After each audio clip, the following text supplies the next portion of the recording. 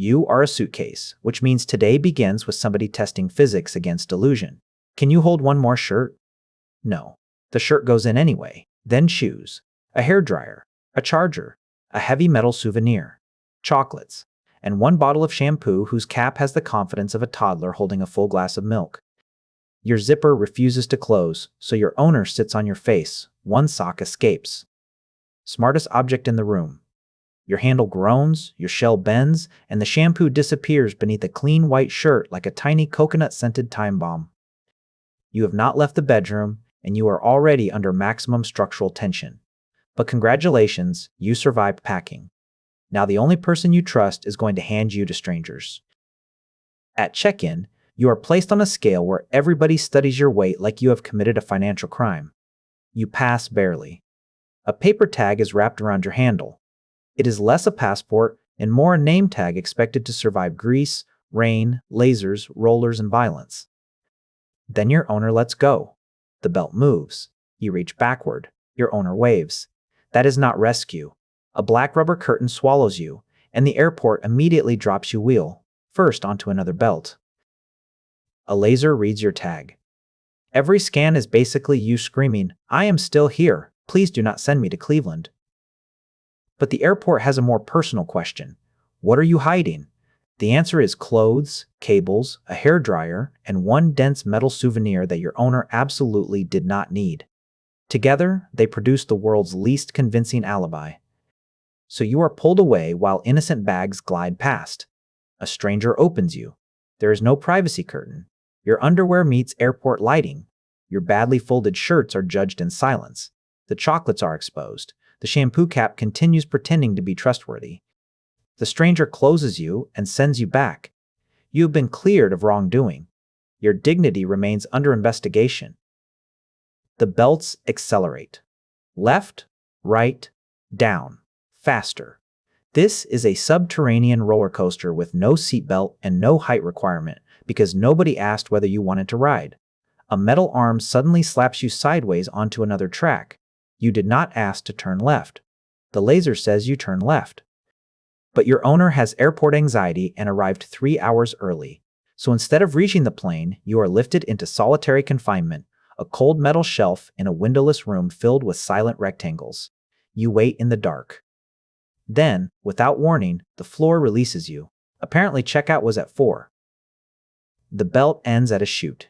You drop, strike metal, and meet a handler who has 2 options: place you on the cart or discover whether you can fly. Today, you fly. For one beautiful second, you are airborne. Then you remember, handles are not wings. You hit the metal cart. The cart bounces outside into the rain while the loading clock shrinks. Your wheel catches the edge. Your handle takes a hit.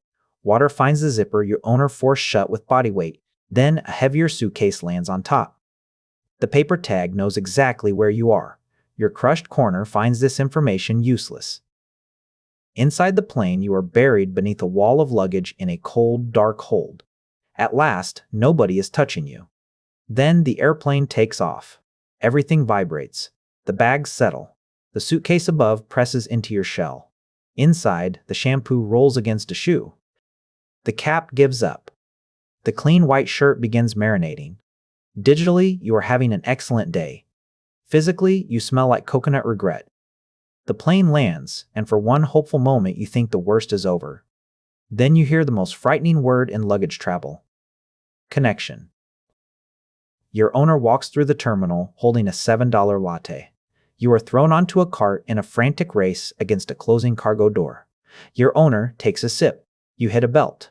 Your owner checks the departure board. A laser scans you. A driver turns. Another bag lands on your leaking corner. Your owner reaches the gate. So do you, almost. The cargo door closes. The airplane leaves. You do not. You are parked beside a traffic cone, wet, scratched, coconut-scented, and furious. For the second time today, your owner has gone somewhere without you. Hours later, somebody remembers you. A later flight carries you to the correct city, where rescue begins with another cart, another throw, and another chute that drops you against metal. Then you enter baggage claim and circle a room filled with people searching for their own nearly identical black rectangle. One stranger grabs your handle. Wrong owner. Another person pulls you halfway off the belt. Still wrong. A third person squints at your tag like maybe you changed your name. You have survived lasers, gravity, rain, public humiliation, and international abandonment only to be kidnapped by somebody who refuses to buy a bright ribbon. Then your real owner finally sees you. Your trip is over. The evidence is not. Your shell is scratched. One wheel leans at an angle associated with surrender. Your handle has developed trust issues. Then the zipper opens. The clean white shirt is soaked in shampoo. The chocolates are gone. Did they fall out? Did somebody take them? Did they begin a better life in Cleveland? You will never know. Your owner stares at the wreckage with disappointment, as if you packed the loose shampoo, sat on your own face, threw yourself through the rain, and missed the connection for attention. Back home, the sock that escaped is still lying peacefully beside the bed. The sock had the best vacation. That is why it sucks to be a traveling suitcase. You carry everybody else's bad decisions, absorb every consequence, and still get blamed when the zipper opens. If this made you feel guilty about your suitcase, share it with somebody who always overpacks, and subscribe before we explain why it might suck even more to be an airport security tray.